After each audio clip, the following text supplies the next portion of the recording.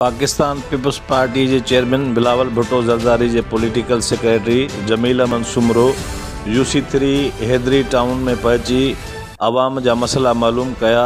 उन मौके ते जमील अहमद सुमरो आवाम के यकीन दहानी कराई तो UC3 हैदरी टाउन में जिन भी मानून जो बरसात में नुकसान थियो आहे उन्हनि जा घर ढही पड़ थिया आहिनि। सिंध सरकार उन्हनि जो अज़ालो कंदी ऐं उन्हनि जी भरपूर मदद कई वेंदी।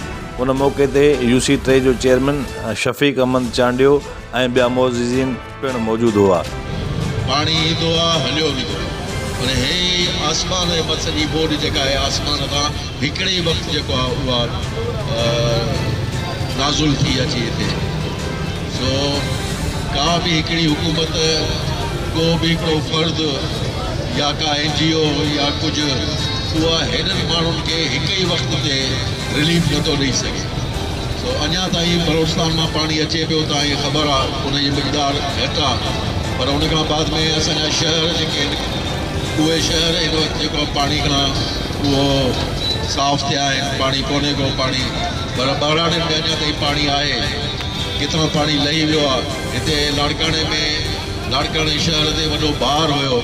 बलोचिस्तान जा दोस्त भी जेके वीचारा हुआ उहे भी हिते अचनि पिया।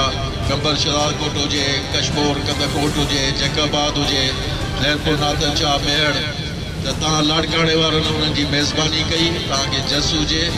पर लाड़काणे में भी जेके ग़रीब इलाइक़ा आहिनि उते भी वॾो नुक़सानु थियो आहे। माण्हू जा किरी पिया आहिनि। माण्हू जूं मज़दूरियूं जेके हनि पिया पर हाणे ज़ोरा वरा अलाह उनखे नथो करे सघिजे। उन्हनि मुंहुं ॾिनो आहे हिन सां बि जेको आहे अलाह कंदो असांखे ताक़त ॾींदो अलाह साईं।